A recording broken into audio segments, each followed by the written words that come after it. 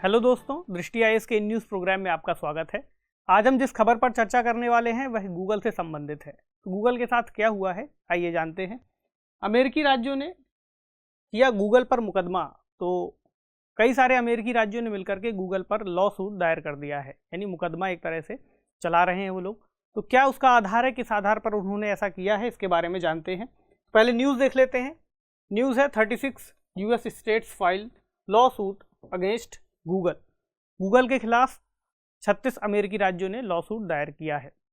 इन्होंने कुछ बातें कही हैं कि गूगल किस तरीके से जो उसका प्ले स्टोर है, यह मुकदमा जो है प्ले स्टोर के ऊपर खास तौर से प्ले स्टोर की वजह से ही दायर किया गया है। इनका आरोप है कि गूगल प्ले स्टोर के माध्यम से अपनी मोनोपोली एक तरह से स्थापित कर रहा है और अन्य जो उपयोगकर्ता हैं या जो अन्य उसके ऐप्स डेवलपर्स हैं उनके लिए एक प्रतिस्पर्धा का माहौल खराब कर रहा है। तो आज के न्यूज़ में क्या क्या डायमेंशंस होने वाले हैं, इसके बारे में बात करते हैं। तो सबसे पहले हम न्यूज़ के बारे में बात कर ही चुके हैं, इसको आगे और देख लेंगे विस्तार से। गूगल पर जो मुकदमा हुआ है इसको हम पॉइंट्स वाइज विस्तार से समझेंगे कि क्या क्या उन्होंने आधार दिए हैं, किन किन बातों को उन्होंने मुकदमे में शामिल किया है। तो वो कुछ प्रमुख तथ्य हैं जिसके आधार पर आप एक विस्तार से इस बात को समझ पाएंगे कि गूगल पर उन्होंने क्या क्या पॉइंट्स उठाए हैं। प्ले स्टोर क्या है जिसके ऊपर यह मुकदमे की बात चलाई गई है। हालांकि आमतौर पर आप लोग जानते होंगे प्ले स्टोर क्या है, लेकिन फिर भी एक सामान्य परिभाषा के लिए इसको आज हम देखेंगे। एंटी ट्रस्ट कानून क्या है जिसके आधार पर यह मुकदमा दायर किया गया है, इसकी बात करेंगे। अन्य मामले जो इस तरह के कभी पहले आए हों या गूगल या इस तरह की अन्य कंपनियों पर अगर लगाए गए हों।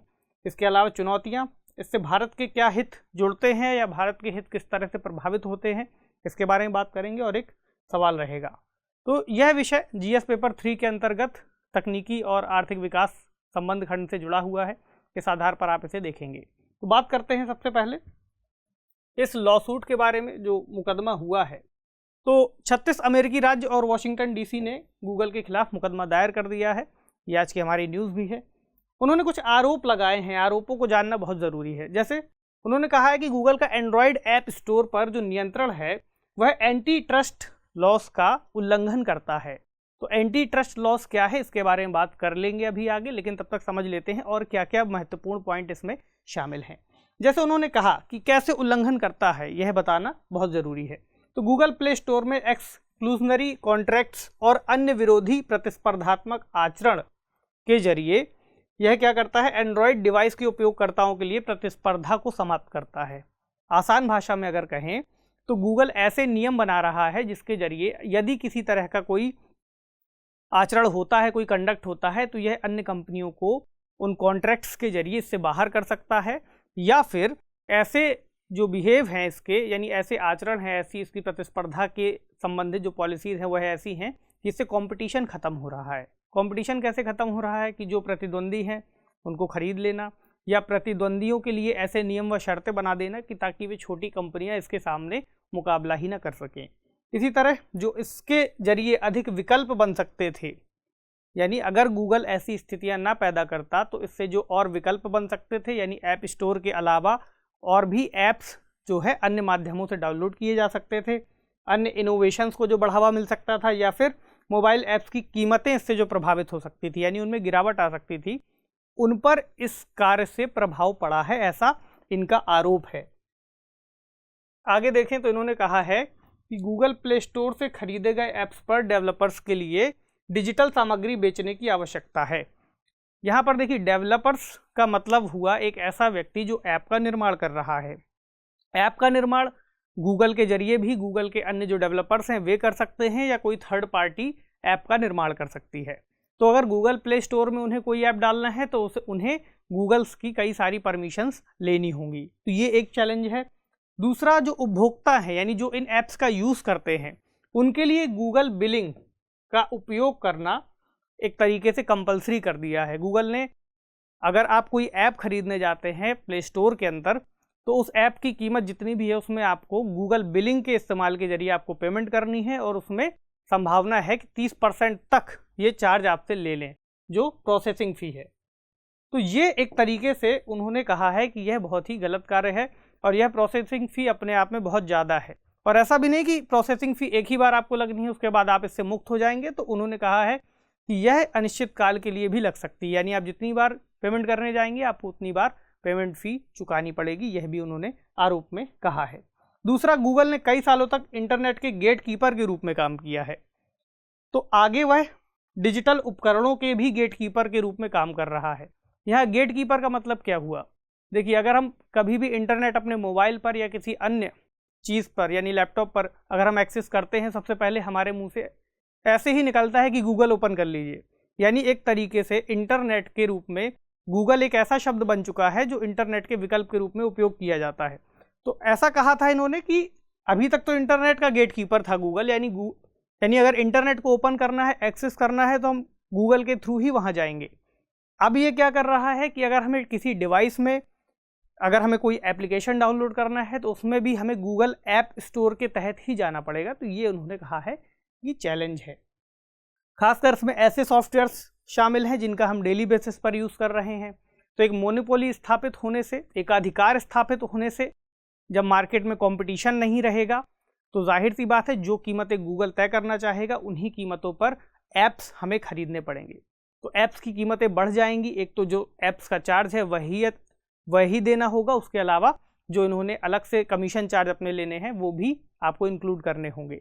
इस हिसाब से ऐप्स हमें डेली बेसिस के जो हैं हमारे रूटीन से संबंधित भी हो सकते हैं, हमें उनके लिए भी ज़्यादा कीमत चुकानी पड़ेगी।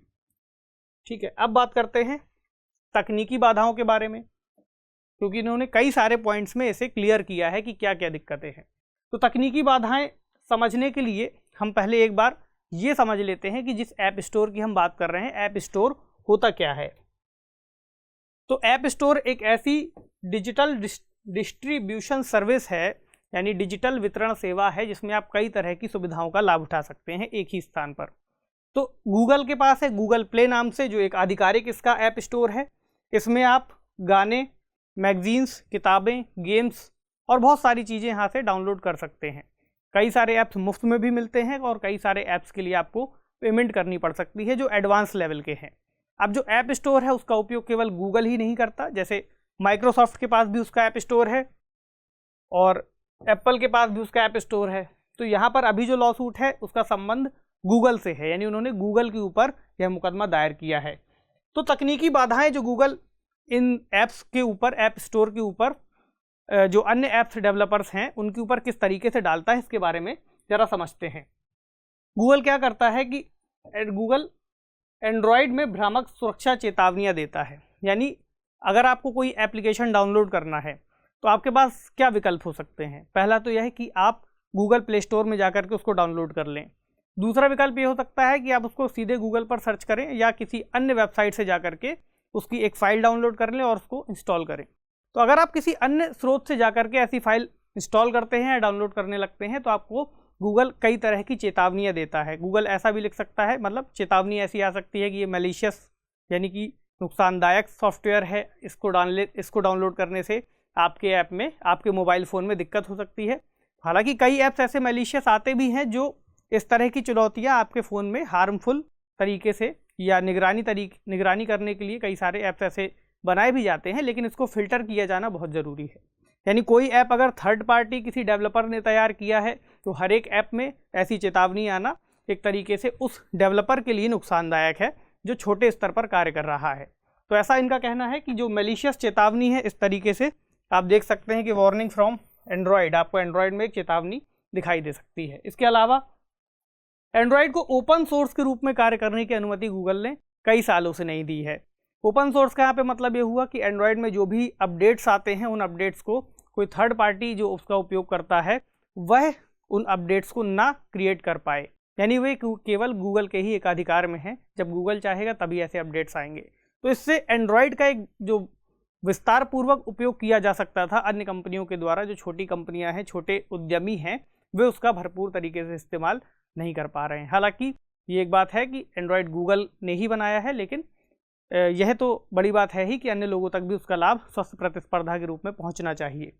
अब एक बात है, OEM को एंड्रॉयड कंपेटेबिलिटी कमिटमेंट्स तक पहुंच नहीं है। यहाँ OEM का मतलब हुआ ओरिजिनल इक्विपमेंट्स मैन्युफैक्चरर्स, यानी कई ऐसे मैन्युफैक्चरर होते हैं जो किसी एक उत्पाद के लिए उसके अन्य जो उत्पाद हैं उनका निर्माण करते हैं। जैसे किसी फ़ोन में मान लीजिए सोनी का कैमरा लगा हो सकता है, स्क्रीन सैमसंग का यूज़ कर सकते हैं और फ़ोन मान लीजिए रेडमी का है या किसी अन्य कंपनी का हो सकता है। तो जो अलग अलग मैन्युफैक्चरर हैं, यहाँ पर हालांकि सोनी और सैमसंग बड़ी कंपनियां हैं, हम कुछ छोटी कंपनियों की बात कर रहे हैं जो ऐप डेवलपर्स हैं, तो उनको इस तक पूरी तरीके से एक्सेस नहीं है। उनको जो वे अलग अलग तरीके से सॉफ्टवेयर का डिज़ाइन करते हैं वो एंड्रॉयड में ऐसे कोई भी अपडेट्स नहीं दे सकते। इसके अलावा एक जो चैलेंज है वह है प्रतिस्पर्धा को खरीद लेना। ऐसा भी आरोप है कि कई जो अन्य तरह के छोटे एप्लीकेशन स्टोर्स होते हैं उनको या तो गूगल खरीद लेता है या तो कंपटीशन में वे टिक नहीं पाते। और गूगल पे, गूगल की जो बिलिंग ऐप है उसका भी यहाँ पर एक तरीके से उसकी बाध्यता इन्होंने लगाई है कि आपको उसका उपयोग करना ज़रूरी है।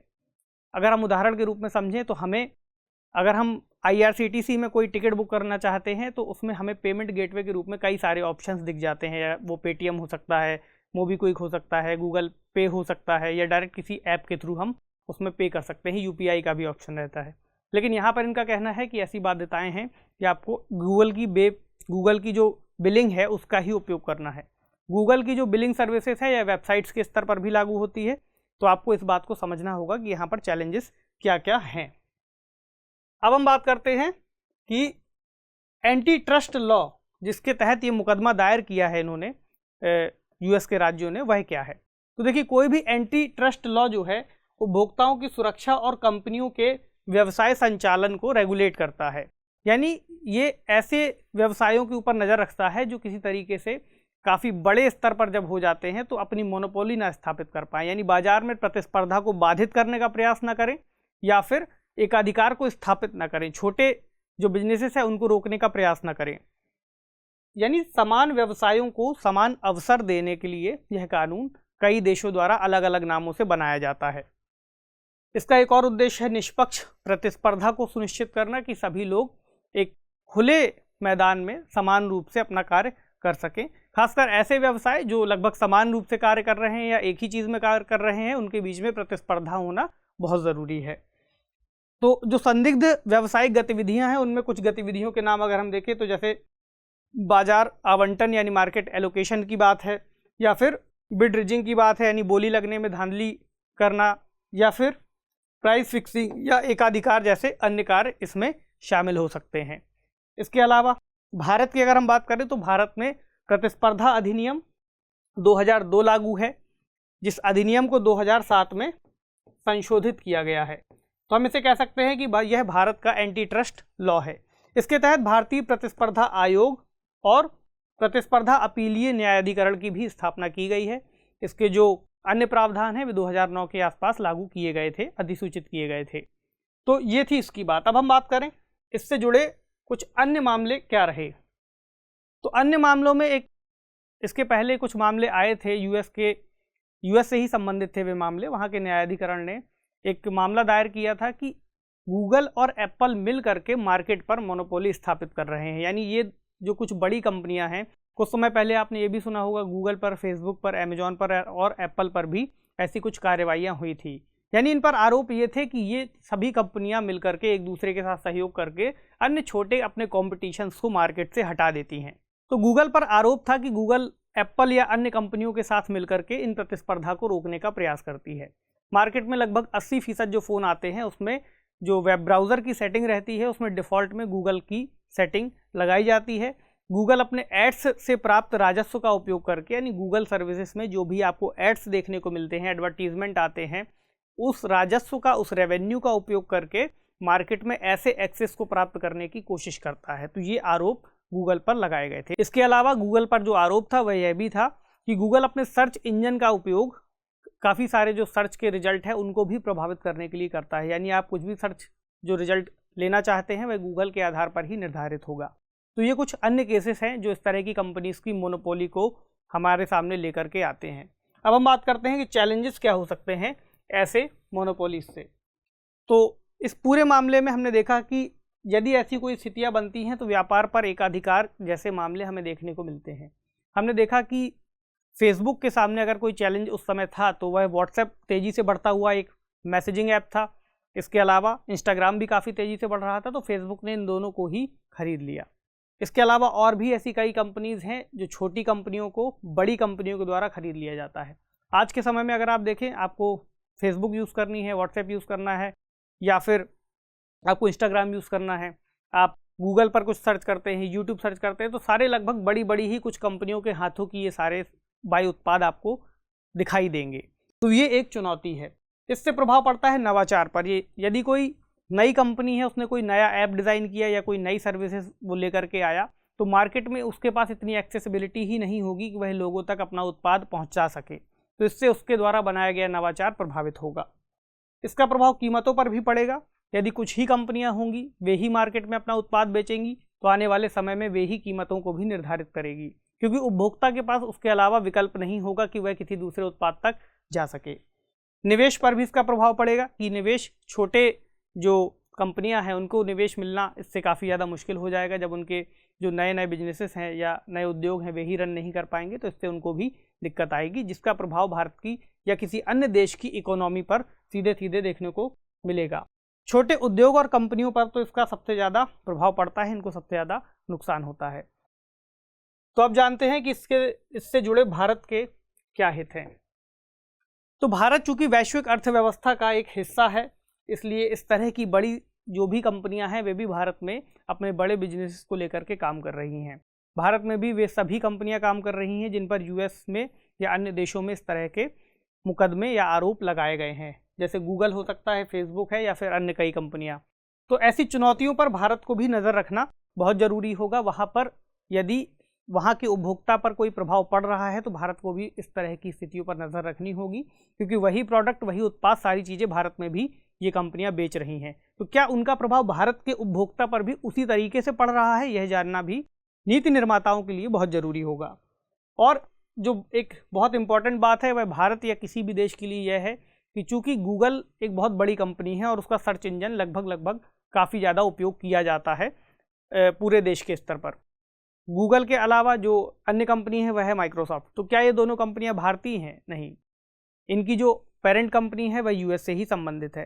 तो भारत को भी ऐसा प्रयास करना चाहिए कि वह देश के स्तर पर किसी सर्च इंजन का विकास करे, या फिर ऐप्स के जो डेवलपमेंट हैं वह भी भारत के स्तर पर ही हो। हालांकि सरकार ने इसके पहले कुछ गाइडलाइंस, इस तरह के प्रस्ताव दिए थे कि भारत में भी अब लोग बढ़ चढ़कर ऐप्स के निर्माण में या डिजिटल इंडिया की जो भूमिका है उसमें हिस्सा लें। इसके अलावा डेटा सुरक्षा कानून की भी ज़रूरत है कि ताकि भारत में मौजूद डेटा को इन कंपनियों के द्वारा अपने निजी हित के लिए उपयोग में ना लाया जा सके, या एक रेगुलेशन के आधार पर ही वे इसका उपयोग कर सकें। तो अब हम बात करते हैं आज के सवाल पर। सवाल आज के इस टॉपिक से सीधा संबंधित है। सवाल मैं पढ़ देता हूं। गूगल और फेसबुक जैसी दिग्गज तकनीकी कंपनियां वैश्विक स्तर पर किस तरह अपने एकाधिकार को बढ़ा रही हैं? कुछ हालिया उदाहरणों के आधार पर चर्चा कीजिए। तो गूगल, फेसबुक या कोई भी अन्य कंपनियों के आप उदाहरण देते हुए बता सकते हैं कि ये इस तरीके के मामले उनके सामने आ रहे हैं। तो इस आधार पर आप एक अच्छा उत्तर लिखने का प्रयास कर सकते हैं। तो ये था आज का हमारा इस पूरे टॉपिक को लेकर के डिस्कशन। उम्मीद है आपने इससे कुछ सीखा होगा। तो आपसे मिलेंगे अगले सेशन में एक नए टॉपिक के साथ। तब तक पढ़ते रहिए, सेफ रहिए। शुक्रिया।